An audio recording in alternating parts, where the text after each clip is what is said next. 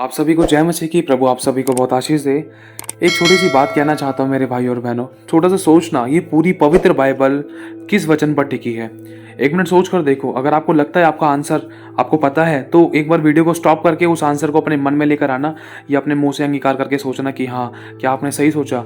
और जैसे ही आप अपना आंसर अपने मुंह से दे दो, फिर उसके बाद इस वीडियो को दोबारा से प्ले करना, सुनना। फिर तो कहना यह चाहता हूँ कि सब पूरी बाइबल किस वचन पर टिकी हुई है और इस बाइबल का आधार क्या है और उद्धार का आधार क्या है। कि इस बाइबल में से अगर वो वचन हटा दिया गया, अगर वो वचन हट गया तो पूरी बाइबल कुछ नहीं है, कुछ नहीं। क्योंकि वो ही गहरी बात है। समझ लो जैसे एक शरीर के अंदर एक दिल होता है ना, तो उसी तरीके से ना इस बाइबल का एक दिल है। वो दिल क्या है? अगर वो दिल इस शरीर में से निकाल दिया ना तो शरीर जैसे किसी काम का नहीं होता ना, उसी तरीके से वो दिल क्या है। एक बात कहना चाहता हूँ, वो दिल है परमेश्वर का प्रेम। लिखा है परमेश्वर प्रेम है और आदि में वचन था, वचन परमेश्वर के साथ था और वचन ही परमेश्वर था। और वचन देहधारी हुआ, मनुष्यों के बीच में मनुष्य का रूप लेकर आया, देह धारण किया, और वो ही परमेश्वर का प्रेम प्रिय पुत्र कहलाया। तो कहना ये चाहता हूँ कि आज इंसान है ना बहुत बड़े बड़े काम कर लेता है, बड़े बड़े दान दक्षिणा दे लेता है, बड़े बड़े चढ़ावे चढ़ा लेता है, ये बड़ी बड़ी ऑफरिंग्स टाइप दे लेता है, या चर्चिस में बहुत बड़े बड़े काम करा देता है। लेकिन इंसान अपने शत्रुओं से प्रेम नहीं कर पाता, किसी को माफ़ नहीं कर पाता, किसी के अपराधों को ढांप नहीं पाता। और मनुष्य आज एक दूसरे के गड़े हुए मुर्दों को खाने के लिए तैयार रहता है। तो इसमें प्रेम की बात कहाँ है? एक बात कहना चाहता हूँ, यीशु रोया। यीशु इसीलिए रोया क्योंकि उसके हृदय में ना, वो मांस का हृदय है, उस मांस के हृदय में ना हम सबके लिए प्यार भरा है। और परमेश्वर ने अगर प्रेम नहीं किया होता तो यीशु को धरती पर नहीं भेजा होता मरने के लिए। बात सारी प्रेम की है। परमेश्वर ने जगत से ऐसा प्रेम रखा कि उसने अपने इकलौते पुत्र को दे दिया ताकि जो कोई उस पर विश्वास करे वह नाश ना हो परंतु अनंत जीवन पाए।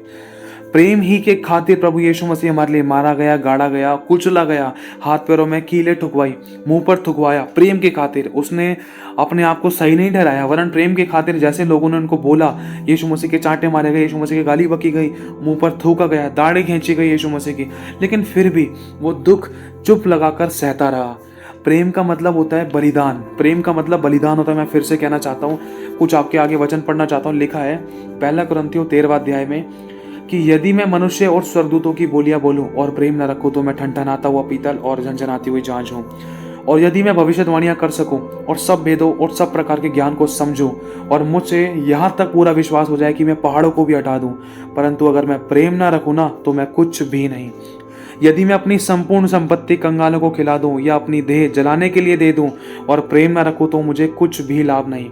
लिखा है प्रेम धीरजवंत है। ये सारी वो बातें हैं कि जिनसे हमें अपने आप को भरना है। ये प्रेम की बातें हैं, ये पवित्रता की बात है। जिसके अंदर प्रेम है ना वो दीन और नम्र हो पाएगा। जिसके अंदर प्रेम है ना वो क्षमा कर पाएगा। जिसके अंदर प्रेम है ना वो दूसरों के अपराधों को ढांप पाएगा। जिसके अंदर प्रेम है ना वो अपने समान अपने पड़ोसी से, अपने समान अपनी पत्नी से, वो अपने समान अपने व्यक्तियों से, लोगों से, फैमिली मेंबर से, हर एक व्यक्ति से प्रेम कर पाएगा। और ये वाली बातें हमें जानना जरूरी है क्योंकि जिसके अंदर परमेश्वर का प्रेम नहीं है उसमें अनंत जीवन है ही नहीं। क्योंकि लिखा है यदि मैं अपने आस पड़ोस वालों से प्रेम रखूं और अपने भाई से बैर रखूं, और इससे ये कंफर्म हो जाता है कि हाँ मैं एक हत्यारा हूँ। समझने की कोशिश करना, क्योंकि साफ लिखा है यदि मैं अपने प्रेम करने वालों से प्रेम रखूँ और अपने शत्रुओं से प्रेम ना रखूँ तो इसमें तो कुछ भी लाभ वाली बात नहीं है। ऐसा तो अन्य जातियाँ भी करते हैं, लेकिन जो प्रभु पे विश्वास करते हैं, जो सच्चे विश्वासी अपने आप को कहते हैं, प्रभु के विश्वासी कहते हैं, तो उनको इस बात से अपने आप को जांचना है। क्योंकि साफ लिखा है यदि मैं अपने भाई से प्रेम ना रखूँ तो मैं हत्यारा हूँ। साफ लिखा है। अब सोच कर देखो, अगर मेरा भाई मुझसे प्रेम रख रहा है, चाहे वो भले ही मुझसे नहीं रख रहा है, लेकिन मैं प्रभु यीशु को जान चुका हूँ, तो मुझे उससे हर बात में, हर काम में प्रेम से पेश आना है और प्रेम रखना है। प्रेम का मतलब बलिदान को दर्शाता है। मैं फिर से कहना चाहता हूँ, लिखा है कि प्रेम धीरजवंत है। जिसके अंदर परमेश्वर का प्रेम है ना तो उसके अंदर ये सारी बातें जरूर होंगी। लिखा है प्रेम धीरजवंत है, प्रेम कृपालु है, प्रेम ढा नहीं करता, प्रेम कभी अपनी बड़ाई नहीं करता, प्रेम फूलता नहीं, प्रेम अनरीति नहीं चलता, प्रेम अपनी भलाई नहीं चाहता, प्रेम झुंझलाता नहीं, प्रेम कभी बुरा नहीं मानता। और आप और मैं, हम एक छोटी सी बात क्या हो जाए जिसमें हमें 4 लोग कोई उंगली उठा दे तो हम कितनी जल्दी झुंझला जाते हैं। हमसे सहा नहीं जाता। क्यों? क्योंकि हमें लगता है कि हम सही हैं और हमसे झुका नहीं जाता। लेकिन यीशु तो हमारे लिए कितना झुक गया। हाँ, उसने क्रूस की मृत्यु भी सहली, अपने चेलों तक के पाँव धो दिए। इतना जीरो हो गया वो, अपने आप को इतना शून्य, नम्र और दीन कर लिया कि परमेश्वर ने उसको शिरोमणि बना दिया। क्योंकि धरती पर परमेश्वर पिता को प्रभु यीशु मसीह के समान कोई दीन और नम्र मिला ही नहीं। सोचो, यीशु मसीह की इतनी दीनता और नम्रता थी कि धरती ने भी उसको एक्सेप्ट नहीं किया। सोचो, तीसरे दिन यीशु मुर्दों में से जी उठा। क्योंकि जितनी दीनता और नम्रता थी ना हमारे प्रभु में, उतना ही वो सामर्थ्य और ताकतवर और अनुग्रहकारी, उतना ही दयालु और उतना ही पावरफुल था। जब भी तो कहा गया कि मैं ही अल्फा और मैं ही ओमेगा हूँ, मैं ही आदि और मैं ही अंत हूँ, और मैं बहुत जल्द आने वाला हूँ। कहते हैं ना, जो झुकता है उसमें जान होती है और अकड़ मुर्दे की पहचान होती है। और जिस पेड़ में फल लगा रहता है ना, वही झुकता है। अब हमें देखना है कि हमारे अंदर फल है या हमारे में कांटे हैं, या हमारे में सिर्फ सूखी झाड़ियाँ हैं, पत्ते हैं, कि हम सीधे खड़े हुए हैं। और आपको पता है ना, जो सीधे ज़्यादा खड़े हुए रहते हैं और जो ज़्यादा खड़े हुए रहते हैं, जो सूख जाते हैं, जिनके अंदर फल नहीं उगते, वो कांटे और आग में झोंके जाते हैं, या वो उखाड़े जाते हैं, या जब तेज़ आंधी वगैरह तूफान आता है ना, तो उसमें वो उखड़ जाते हैं और गिराए जाते हैं। अगर आपके घर के बाग के अंदर है ना, घर के आसपास जो बाग है, आपका खुद का खेत है, अगर उस खेत में 2 पेड़ लग रहे हैं, एक है जो बहुत फल देता है, एक है जो सूखा सर रहा है, बिल्कुल बेकार है और है बहुत बड़ा, लेकिन ना तो उससे छाया मिल रही है, ना तो उससे फल मिल रहा है, वरन जब वो सूख जाता है ना, तो उसमें से कांटे बिखर के गिरते हैं। और झाड़ियाँ जब उसकी गिरती हैं, जब वो झड़ता है, तो सारे में कूड़ा फैला देता है। तो आप किसको काटोगे? शायद आप उसी वाले को काटोगे जो फल नहीं दे रहा, जो खराब है, जो सूखा है, जिससे कोई फ़ायदा नहीं है, वरन जगह भी घेरे हुए है, उसको आप रख ही नहीं सकते हो। लेकिन जो फल दे रहा है और जो जिसकी पेड़ के पत्ते कभी मुरझाते नहीं है, जो छायादार वृक्ष है और जिससे आपको फ़ायदा भी मिल रहा है और कोई हानि नहीं हो रही है, और जिससे हर ऋतु में परमेश्वर आपको ब्लेस कर रहा है, मतलब हर साल आपको ब्लेस कर रहा है, तो उसको आप क्यों काटोगे? है ना, इंसान अपने पैरों पे कुल्हाड़ी क्यों मारेगा? आती हुई अर्निंग को क्यों ठोकर मारेगा? दूसरा लिखा है, एक बार फिर से बताना चाहता हूँ कि प्रेम धीरजवंत है, प्रेम कृपालु है, प्रेम ढा नहीं करता, प्रेम कभी अपनी बड़ाई नहीं करता, प्रेम फूलता नहीं, प्रेम अनरीति नहीं चलता, प्रेम अपनी भलाई नहीं चाहता, प्रेम कभी झुंझलाता नहीं, प्रेम कभी बुरा नहीं मानता, और प्रेम कभी कुकर्म से आनंदित नहीं होता, परंतु सत्य से आनंदित होता है। लिखा है, प्रेम सब बातें सह लेता है, प्रेम सब बातों की प्रतीति करता है, प्रेम सब बातों की आशा रखता है, प्रेम सब बातों में धीरज धरता है, प्रेम कभी टलता नहीं है। लिखा है कि आत्मा का फल प्रेम है। जैसे अगर जिस इंसान के अंदर परमेश्वर का प्रेम नहीं है ना, अब प्रेम कैसे प्रकट होगा? लिखा है, यदि तुम मुझसे प्रेम करते हो तो मेरी आज्ञाओं को मानोगे।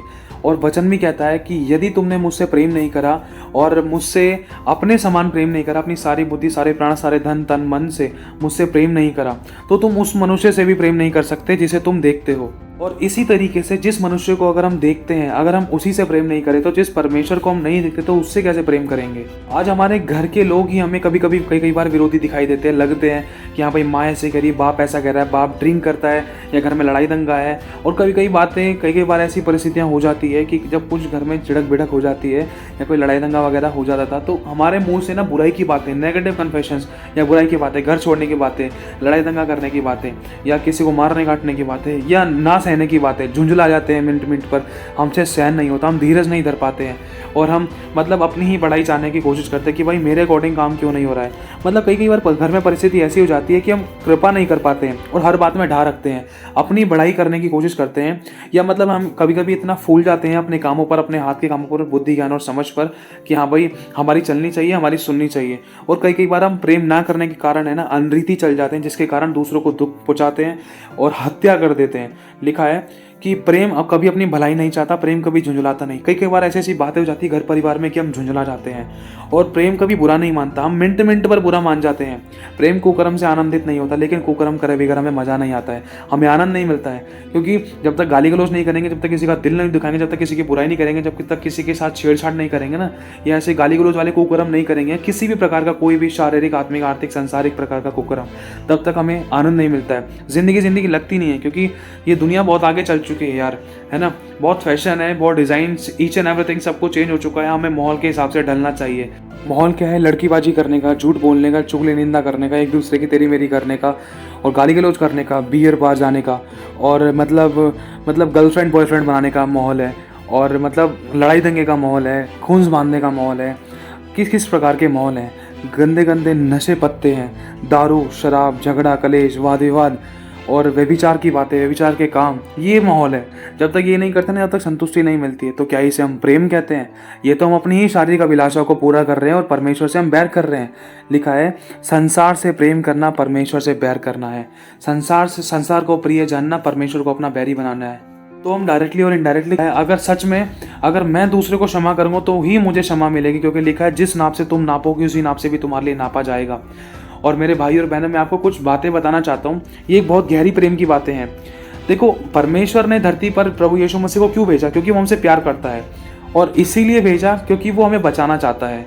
और आज हम किसी को बचाना चाहते हैं, किसी की ज़िंदगी ख़राब करना चाहते हैं या किसी के गलत बर्ताव करना चाहते हैं। अगर हम प्रेम करते हैं तो हमारे जीवन से क्या अच्छा लगता है, ये हमें अपने आप को जांचना है। एक किस प्रकार का प्रेम, एक वो प्रेम होता है कि जिसमें लड़का और लड़की शारीरिक संबंध बनाते हैं, शादी से पहले ही वो कर लेते हैं जो मतलब शादी के बाद होता है। और एक वो प्रेम होता है जो परिवार के बीच में होता है, उसमें भी हम अच्छे तरीके से अपनी रिस्पॉन्सिबिलिटी को नहीं निभा पाते। बाप को घर से बाहर निकाल देते हैं, अपनी पत्नी को बाप माता पिता से प्रिय जानते हैं, और मतलब बहुत सारी ऐसी ऐसी सिचुएशन बना लेते हैं कि अपनी शादी होने के बाद भी, शादीशुदा लाइफ के बाद भी दूसरे एक्स्ट्रा अफेयर्स चलाते हैं। तो ये किस बात का प्रेम है? इंसान यहाँ भी फेथफुल नहीं हो पाता है। और जब तीसरी बात आती है, जो तीसरा अगापे प्रेम, जिससे ऊपर कुछ है ही नहीं, सबसे उत्तम वो जो प्रेम है ना, वो जो परमेश्वर ने हमसे किया, हम उसमें भी फेथफुल नहीं हो पाते। क्यों?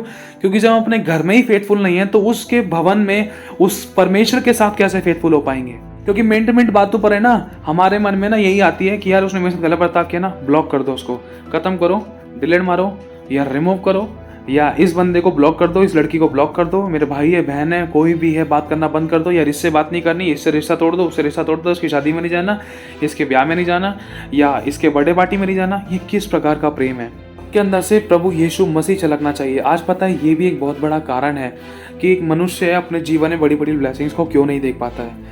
क्यों? क्योंकि वो प्रेम नहीं कर रहा है। अपने अंदर जो कड़वाहट रख कर बैठा है ना, जब मन के अंदर हृदय में कड़वाहट भरी हुई है, तो उस कड़वाहट वाली जगह पर ब्लेसिंग कैसे आएगी, आशीष कैसे आएगी, चंगाई छुटकारा कैसे आएगा? क्या पता उस थोड़ी सी ही कड़वाहट के द्वारा ही, उस थोड़ी सी ही कड़वाहट के कारण ही आपकी जो कोई बहुत बड़ी ब्लेसिंग थी, या कोई चाहे शादी थी, चाहे ब्याह था, चाहे बच्चे की आशीष थी, चाहे मेंटली, चाहे स्पिरिचुअली, चाहे सोशली, चाहे किसी भी प्रकार से कोई भी आशीष थी आपकी, क्या पता उसी छोटी सी थोड़ी सी कड़वाहट के कारण या उस छोटी सी बुराई ही के कारण आपकी वो ब्लेसिंग रुक गई है। तो प्लीज़ मेरे भाई और बहनों, आप माफ़ करो, क्षमा करो, दया करो और अनुग्रह करो। अगर आप बात करने में आपको डर लग रहा है तो मैसेज टाइप करो। हर बात में ना परमेश्वर को पहला स्थान दो, क्योंकि परमेश्वर आपको इस बात का प्रतिफल देगा। अगर सामने वाला आपको माफ़ करना नहीं चाह रहा है, लेकिन आपको फिर भी सॉरी बोलना है। क्यों? क्योंकि सामने वाला आपको प्रतिफल नहीं देगा। आप सामने वाले को माफ़ी मांग कर है ना, आप छूट जाओगे, आप तो छूट जाओगे, आप तो फ्री हो जाओगे, आपने अपने हिस्से का काम कर लिया, और आप अपने अपने हिस्से की आशीष भी पालोगे, सॉरी बोलकर, माफ़ी मांगकर, झुक कर। लेकिन जिसने आपको माफ़ नहीं करा है, उसकी तो बात अलग है, उसको तो छोड़ दो, उसको तो भूल जाओ, उसके बारे में इतना फोकस करने की ज़रूरत है ही नहीं आपको। उसकी करनी उसके साथ है, लेकिन आपको अपना रिश्ता परमेश्वर के साथ अच्छा रखना है। प्रभु ने कहा झुकना है तो झुकना है। प्रभु ने कहा जिससे माफ़ी मांगनी है तो मांगनी है। प्रभु ने कहा दया करनी है तो करनी है, क्योंकि हमने भी दया पाई है, हमने भी अनुग्रह पाया है, हमने भी क्षमा पाई है। क्योंकि हम एक बात जानते हैं, लिखा है कि जब तक तू कौड़ी कौड़ी ना भर देगा ना, जब तक तू छूटने ना पाएगा। मतलब परमेश्वर ने जब हमें सब कुछ सेतमेत में दिया है, तो हमें सब कुछ सेतमेत में यूं ही देना चाहिए। सेतमेत मतलब फ्री में। जब प्रभु ने हमें दया, अनुग्रह, आशीष खुलकर हमें दी है, तो हमारे मुंह से एक दूसरे के लिए आशीष निकलनी चाहिए, ब्लेसिंग्स निकलनी चाहिए। हमें कई बार दूसरों के लिए प्रार्थना करने में भी जोर पड़ता है, कई बार हमें दूसरों के लिए आशीष खोलने में भी जोर पड़ता है। कहीं यार मुझसे ज़्यादा ब्लेसेड ना हो जाए, मुझसे ज़्यादा आशीषित ना हो जाए, कहीं इसके पास, यार मेरे पास तो गाड़ी है नहीं, इसके पास कहीं गाड़ी आ गई तो मैं प्रभु तुझे आशीष है, बस सिंपल बोल दो। मतलब खोलकर जब हम दूसरों के लिए प्रार्थना करेंगे ना, जब हम ये सोचेंगे कि हाँ भाई इसके अंदर प्रभु वास करता है, इसके अंदर भी परमेश्वर है, परमेश्वर मेरे अंदर भी है, तो मुझे उसी समान प्रेम करना है जैसे मैं अपने समान प्रेम करता हूँ। तो जैसे अगर मैं बड़ी बड़ी ब्लेसिंग चाहता हूँ, तो मुझे उसी तरीके से मेरे भाई को भी उसी तरीके से बड़ी बड़ी प्रार्थना करके बड़ी बड़ी ब्लेसिंग्स खोलनी है। ये होता है सच्चा प्रेम, जिसमें स्वार्थ नहीं होता है। यही होता है सच्चा प्रेम, जिसके अंदर कोई अभिलाषा नहीं होती है। यही होता है सच्चा प्रेम, जो हर बात में अपने आप को 0, 0, नम्र और दीन कर लेता है। और आज पता है, आज हम बहुत ऐसे आशीषित हो क्यों नहीं पाते हैं। और वचन तो कहता है कि मांगोगे तो दिया जाएगा, लेकिन हम किस इच्छा से मांगते हैं और हम क्या करके मांगते हैं कि जिस कारण हम नहीं पाते। अब वचन में आपके पढ़ना चाहता हूँ आपके आगे, यूहन्ना 15वां अध्याय और उसकी 7वीं आयत में लिखा है, यदि तुम मुझ में बने रहो और मेरा वचन यदि तुम में बना रहे। तो यहाँ पर एक कंडीशन है। हमें सबसे पहले ना, अगर हम चाहते हैं कि हमें मांगते के साथ ही जो हम मांग रहे हैं वो हमें ऑन द स्पॉट मिल जाए, और प्रभु की इच्छा के अनुसार हमें बेस्ट मिल जाए, और हमारा कोई नुकसान भी ना हो, कोई घटी भी ना हो, कोई दुख भी ना हो, कोई आंसू भी ना हो, वरन हम दूसरों को भी बांटने वाले बने, दूसरों को भी देने वाले बने। चाहे प्रेम की बात हो, चाहे आशीषों की बात हो, चाहे दया की बात हो, चाहे अनुग्रह करुणा करने की बात हो, है ना। तो उसी तरीके से इसमें हमें सबसे पहले एक चीज ये चीज दिखाई देती है, लिखा है यदि तुम मुझ में बने रहो। अब प्रभु में बने रहने का मतलब है, यीशु में बने रहने का मतलब है वचनों से अपने आप को भरना और उसी की आज्ञा का पालन करना। अगर हम उससे प्रेम करते हैं तो उसकी बात को भी मानेंगे, इसे कहते हैं बने रहना। जैसे एक लड़का लड़की, जब जैसे एक हस्बैंड और वाइफ आपस में प्रेम करते हैं तो एक दूसरे की रिस्पेक्ट करते हैं।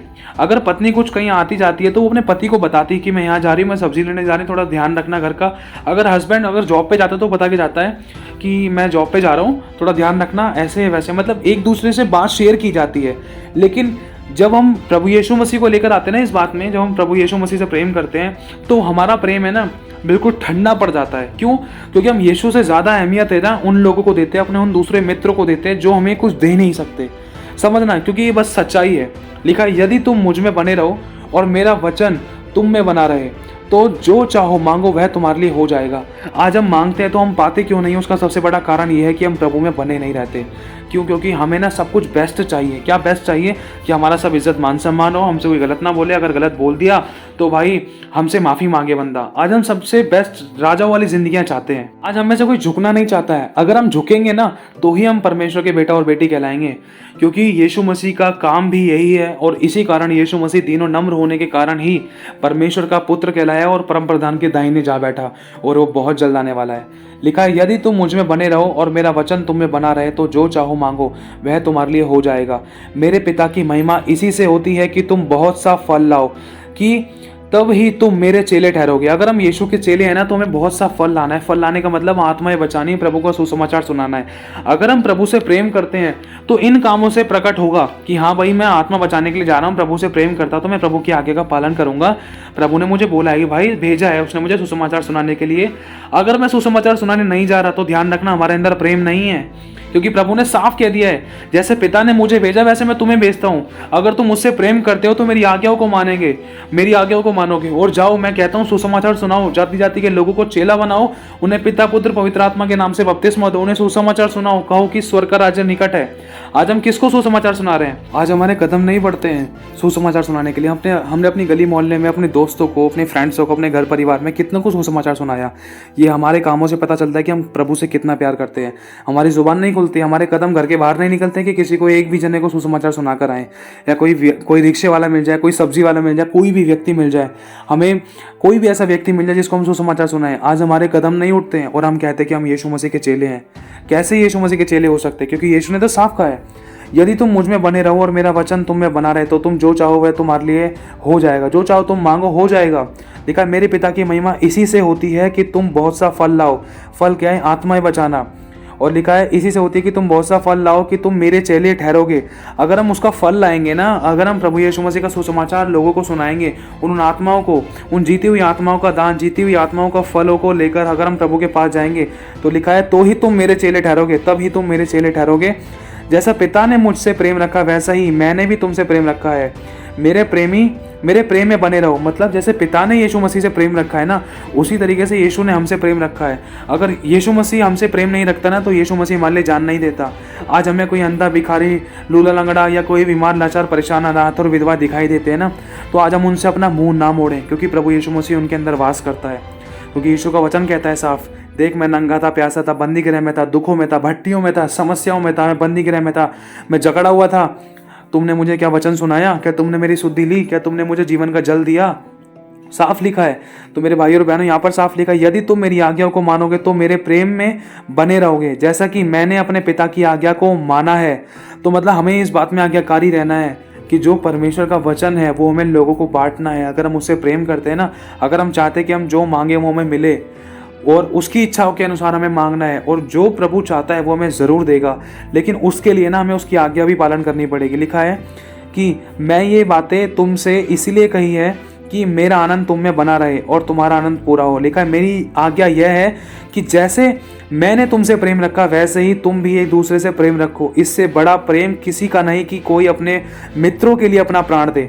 आज हमारे मित्र कैसे हैं? आज हमारे परिवार वाले कैसे? क्या कोई हमारे लिए प्राण दे सकता है? क्या हम किसी के लिए प्राण दे सकते हैं?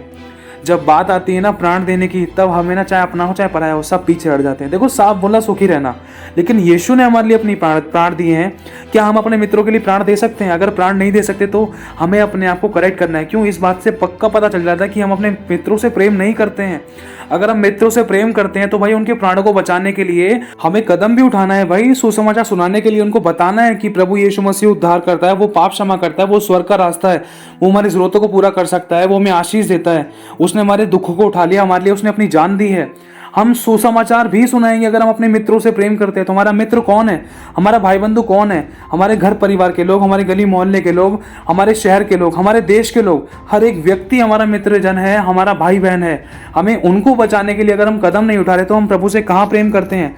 क्या हमने पूरे अपने फ्रेंड सर्कल में कभी सबको सुसमाचार सुनाया है? इसमें हमें जांचना है। अगर हम प्रेम करते हैं तो जरूर पता चलेगा लोगों को, जरूर हम सुसमाचार सुनाएंगे। क्या हमने अपने गली मोहल्ले में सुनाया है? क्या गली मोहल्ले वालों को पता है कि हम क्रिश्चियन है? अगर पता है तो वो बात अलग है, लेकिन हमने सुसमाचार सुनाने की कोशिश की है?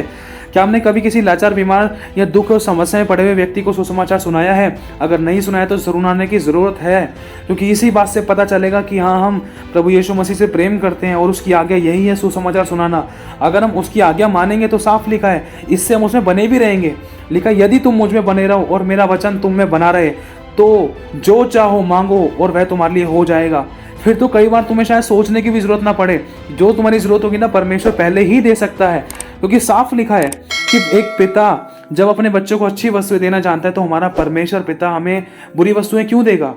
तो इसी तरीके से उसका वचन ये भी कहता है कि तुम्हारा पिता तुम्हारे मांगने से पहले ही जानता है कि तुम्हारी क्या क्या आवश्यकता है। जब वो पेड़ पे बैठे पक्षियों को खिला देता है तो तुम्हें उनसे बढ़कर क्यों ना देगा? लेकिन उस चीज को पाने के लिए, उन ब्लेसिंग्स को पाने के लिए, चाहे वो चंगाई की आशीष हो, चाहे वो छुटकारे की आशीष हो, चाहे वो घर परिवार नौकरी बिजनेस फैमिली या रिलेशन की या रिलेटिव्स की या रिश्तों की आशीष हो, सब प्रकार की आशीषों को पाने के लिए ना हमें कदम उठाना पड़ेगा। अगर हम प्रेम करते ना तो ये प्रकट भी होगा कि हम अपने परिवार वालों को, मित्रों को, अपने भाई बंधु जनों को बचाएं, उनको सुसमाचार सुनाएं, क्योंकि इसी बात से प्रकट होगा।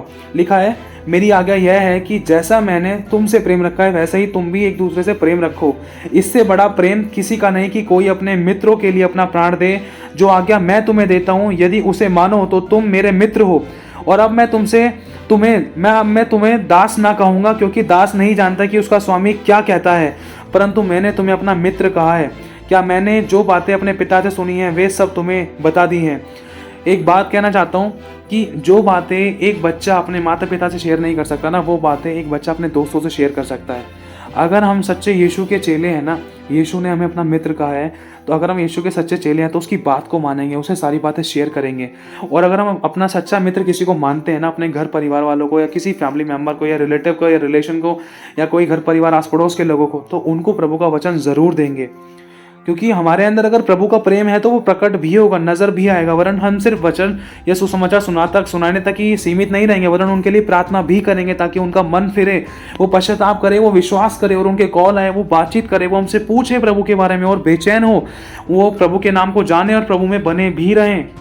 ये नहीं कि सुसमाचार का बीज बो के बाद छोड़ दिया, बीज के ऊपर पानी भी डालना है, मतलब प्रार्थना का पानी भी डालना है। उनकी देखरेख करने के लिए हमें उनकी चौकसी करनी है, उनके लिए प्रार्थना निरंतर करते रहने की कोशिश करनी है, ताकि वो बीज फलवंत हो जो वचन में भी बीज बोया गया है। लिखा है तुमने मुझे नहीं चुना परंतु मैंने तुम्हें चुना है और तुम्हें नियुक्त किया है कि तुम जाकर फल लाओ और मेरा फल तुम में बना रहे, कि तुम मेरे नाम से जो कुछ पिता से मांगो वह तुम्हें दे। देखो यहाँ पर दो बात बोली है, एक बार फिर से पढ़ना चाहता हूँ कि तुमने मुझे नहीं चुना परंतु मैंने तुम्हें चुना है और तुम्हें नियुक्त किया है। मतलब परमेश्वर ने आपको और मुझे, हम सबको चुन लिया है। किस बात के लिए चुन लिया है? कि तुम जाकर फल लाओ और तुम्हारा फल प्रभु में बना रहे, फिर कि तुम मेरे नाम से जो कुछ पिता से मांगोगे ना वह तुम्हें देगा। अगर हमें जो हमें मांगना है ना, अगर वो हम चाहते हैं हमें मांगते के साथ ही मिल जाए, तो उससे पहले ना हमें एक पहली सीढ़ी पार करनी पड़ेगी। पहली सीढ़ी यही है, अगर हम प्रेम करते हैं ना तो परमेश्वर की आज्ञाओं को पालन करेंगे। आज्ञा ये है कि जाओ सुसमाचार सुनाओ, एक दूसरे से प्रेम करो, दया करो, माफ करो, शत्रु से प्रेम करो, उनको सुसमाचार का संदेश दो, उनको प्रेम का संदेश दो, उनको बताओ कि परमेश्वर प्रेम करता है, प्रभु ने आपके पापों को क्षमा किए, आपके लिए क्रूस की दर्दनाक मृत्यु को सहा है और प्रभु यीशु मसीह उद्धार करता है, वही सब कुछ दे सकता है, अनंत काल का जीवन दे सकता है। लिखा है कि जो कुछ तुम पिता से मांगोगे वह तुम्हें दे। इन बातों की आज्ञा मैं तुम्हें इसलिए देता हूं कि तुम एक दूसरे से प्रेम रखो, क्योंकि प्रेम इसी से प्रकट होता है कि अगर हम अपने प्राणों को बचाना चाहते हैं तो हम उसी प्रकार से अपने दूसरे व्यक्ति के भी प्राणों को बचाना चाहेंगे। क्यों? क्योंकि अगर हम उससे प्रेम रखते हैं तो ये बात प्रकट होगी कि हाँ भाई, जैसे मैं बचाऊं कि दूसरा भी बच जाए। इसी तरीके से यीशु मसीह ने तो अपनी प्राणों को दे दिया वरन हमें बचाने के लिए।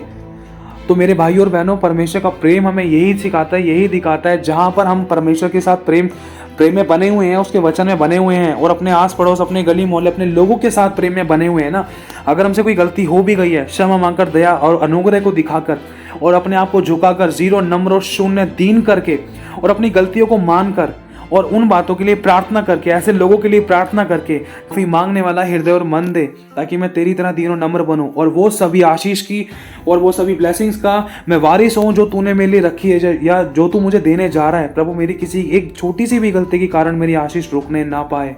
अब एक कुछ वचन पढ़ना चाहता हूँ। लिखा है लूका और उसका 6 अध्याय और उसकी 32वीं आयत में लिखा है कि यदि तुम अपने प्रेम रखने वालों के साथ प्रेम रखो तो तुम्हारी इसमें क्या बड़ाई है, क्योंकि पापी भी तो अपने प्रेम रखने वालों के साथ प्रेम रखते हैं। यदि तुम अपने भलाई करने वालों के साथ भलाई करते हो तो तुम्हारी क्या बड़ाई है, क्योंकि पापी भी तो ऐसा ही करते हैं। अगर हम ऐसा कर रहे हैं ना तो ध्यान रखना हम पापी हैं, और पापी व्यक्ति परमेश्वर के राज्य में कैसे जा सकता है, क्योंकि पाप और पवित्रता में बिल्कुल 36 का आंकड़ा है। समझना, अगर हम पापी हैं तो हमारी प्रार्थना भी सुनी नहीं जा सकती है। अगर हम पापी हैं तो हमारा चंगाई, हमारे जीवन में छुटकारा, हमारे जीवन में ब्लेसिंग कैसे आ सकती है, क्योंकि पाप की एक दीवार है ना, वो हमारी आशीषों के आगे खड़ी हुई थी। लेकिन उस पाप की दीवार को हटाने के लिए हमें अपने आप को जीरो, शून्य, नम्र करना होगा, दीन करना होगा और एक दूसरे से प्रेम करना होगा और माफ भी करना होगा। वरन दूसरों के अपराधों पर हमें ढांपना भी होगा, कपड़ा डालना होगा। दूसरों के अपराधों के ऊपर हमें लहू का कटिबंध बांधना होगा, प्रेम का कटिबंध बांधना होगा और क्षमा और दया को प्रकट करना होगा, वरन उसमें बने भी रहने होगा। ये नहीं कि आज माफ कर दिया, कल फिर से पुरानी बातों को लेकर लड़ाई झगड़ा कर रहे हैं, तो इससे प्रेम नहीं होता। ये तो पल भर की बात है। लिखा है यदि तुम अपने भलाई करने वालों ही के साथ भलाई करते हो तो उसमें तुम्हारी क्या बड़ाई है, क्योंकि पापी भी ऐसा ही करते हैं। यदि तुम उन्हें उधार दो जिनसे फिर पाने की आशा रखते हो तो उसमें तुम्हारी क्या बड़ाई है, क्योंकि पापी भी तो पापियों को उधार देते हैं कि उतना ही फिर वापस पाले। लिखा है वरन अपने शत्रु से प्रेम रखो और भलाई करो और फिर पाने की आशा ना रखकर उधार दो। मतलब हमें किस प्रकार का उधार देने वाली बात हो रही है। एक तो फाइनेंशियली वाली बात अलग है, लेकिन हमें अपनी तरफ से ना हमेशा बेस्ट करना है। अगर कोई गुस्सा भी था ना, हमारे माता पिता, हमारे फैमिली मेम्बर्स, तो उनके लिए हमें हो सके तो गिफ्ट लेकर जाओ या कुछ खाने पीने के लिए लेकर जाओ, या कुछ उनके साथ ऐसा बर्ताव करो कि सच में उनको लगे कि हाँ भाई मैं इसके प्यार का कर्जदार हूँ, यार इसने मेरे साथ बहुत अच्छा रिश्ता बनाया, यार इसने मेरे साथ बहुत अच्छा बर्ताव किया है, मैं सच में आज भी इस बहन का, इस भाई का कर्जदार हूँ।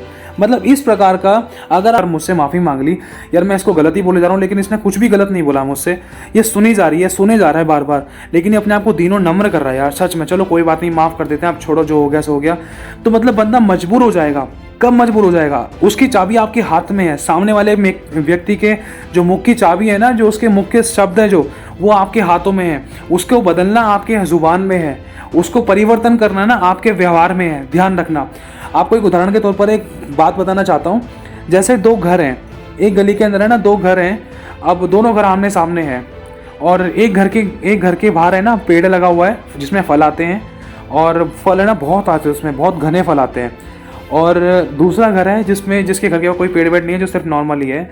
और क्या कहते हैं, होता क्या है कि जिसके घर के बाहर नॉर्मली रहता है ना, कूड़ा करकट रहता है, तो वो बंदा ना रोजाना कूड़ा वगैरह साफ कर कुरा के ना सामने वाले के घर में फेंक के आ जाता है दरवाजे पे। और फिर जब दूसरे वाला बंदा जब अपना दरवाज़ा खोलता है ना, जिसके घर के बाहर पेड़ लगा रहता है फल फ्रूट का, तो वो दरवाज़ा खोलता देखता है मेरे घर के बाहर कूड़ा किसने फेंक दिया, शायद सामने वाले नहीं फेंका, कोई बात नहीं, वो बंदा माफ़ करता है। होता क्या है कि वो सोचता है मेरे घर के बाहर थोड़ा सा फल वगैरह पड़े हुए, चल कोई बात नहीं, फल उठा लेता हूँ, थोड़े मैं रख लूँगा और थोड़े सामने वाले को दियाता हूँ जिस बंदे ने कूड़ा फेंका था।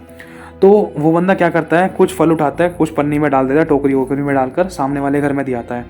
और सामने वाले घर में दियाता है, बोलता है ये लो भैया। दरवाज़ा खटखटाता है तो सामने वाला दरवाज़ा खोलता है, थोड़ा मुंह बना के दरवाज़ा खोलता है कि ये बंदा मेरे दरवाजे पे क्यों आ गया इसके। और फिर उसके बाद जो फलों की टोकरी लेकर खड़ा हुआ होता है ना उसके दरवाजे के बाहर, वो बंदा बोलता है ये लो भैया जी फल, मैं आपके लिए फल लेकर आया हूँ।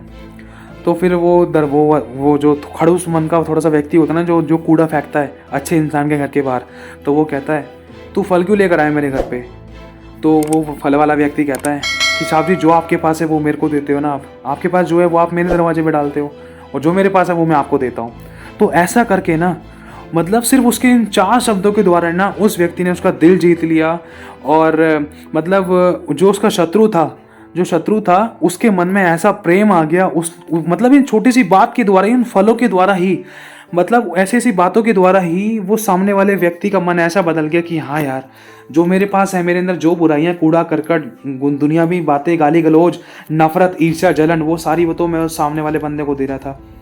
और लेकिन उसके पास जो था वो फल फ्रूट, दीनता, नम्रता, प्रेम की बातें, उसने वो मुझे दिया। तो भारी ज़्यादा किसका हुआ? भारी तो उसी का हुआ ना जिसकी बातों में दम है, जो दीनता नम्रता के साथ पेश आया और जिसके कामों से प्रेम प्रकट हुआ है, जिसकी बातों से सामने वाले की आंखों में आंसू आ गए। तो भारी तो वही हुआ ना। होता क्या है, जिसने कूड़ा करकट डाला होता है ना, वो फलों की टोकरी लेता है, उसको ज़मीन पर रख देता है और उस पर अपने गले से लगा लेता है और बोलता है सॉरी, मुझे माफ़ कर दे, मैंने रोज़ाना तेरे घर के बाहर कूड़ा फेंकता था और जो तूने बात बोली ना मुझे बहुत अच्छा लगा और मुझे मेरी गलती का एहसास हुआ। सच में तूने भले ही डायरेक्टली नहीं बोला, लेकिन जो तूने करा ना, ये मुझे बहुत अच्छा लगा कि तूने जो तेरे पास है वो तू मेरे पास देने के लिए आया। आज मुझे पता चलता है कि मेरे जीवन में कितनी बुराइयाँ, कितना कूड़ा करकट, कितनी ईर्ष्या, कितना डहा, कितनी जलन है, लेकिन आज मैं इसको निकालना चाहता हूँ। आज मेरे दोस्त मेरे गले लग जा, मेरे पड़ोसी मेरे गले लग। धीरज, कृपा, भलाई, विश्वास, नम्रता और संयम, ये प्रेम के गुण होते हैं और वही गुण उस फल वाले व्यक्ति ने प्रकट किए और उसी गुणों को देखकर, उसके बदले हुए स्वभाव को देखकर सामने वाला क्रोधी मनुष्य भी बदल गया। ध्यान रखना, समय थोड़ा लगता है लेकिन इंसान जरूर बदलेगा, सत्य ही की जीत होगी। लेकिन अगर सामने वाले को देखकर अगर हम अपने मार्ग को और बिगाड़ लें, सामने वाले के चाल चलन को देखकर अगर हम अपने आप को परमेश्वर के वचन के विरुद्ध चलाएं, तो ये बात सही नहीं है। क्योंकि लिखा है प्रेम अनरीति नहीं चलता। हमें परमेश्वर की रीतियों पर चलना है, उसके वचनों पर चलना है, उसकी आत्मा की अगुवाई में चलना है।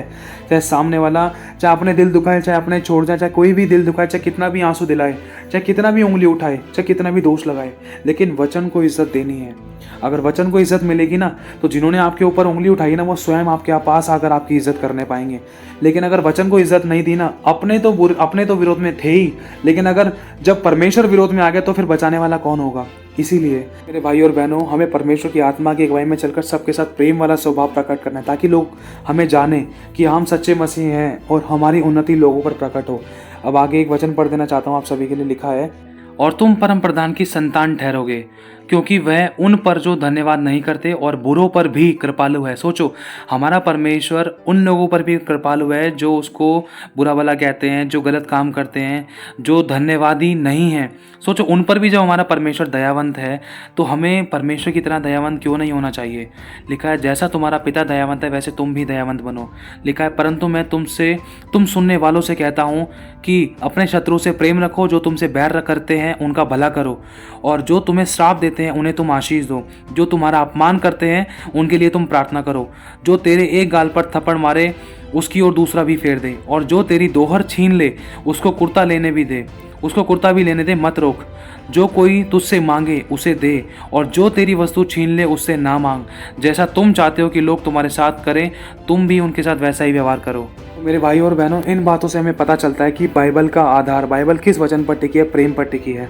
अगर प्रेम नहीं होगा ना इस बाइबल के अंदर, अगर प्रेम नहीं है ना, तो आज मनुष्य का खून का प्यासा हो जाता। अगर मनुष्य के जीवन में थोड़ा सा भी, अगर 1% भी प्रेम नहीं होता ना, अगर इसमें ये सच्चा प्रेम नहीं होता ना इस पवित्र बाइबल में, क्योंकि पवित्र बाइबल का आधार ही प्रेम है, क्योंकि परमेश्वर प्रेम है और परमेश्वर ही वचन है और वचन ही परमेश्वर है और परमेश्वर प्रेम है।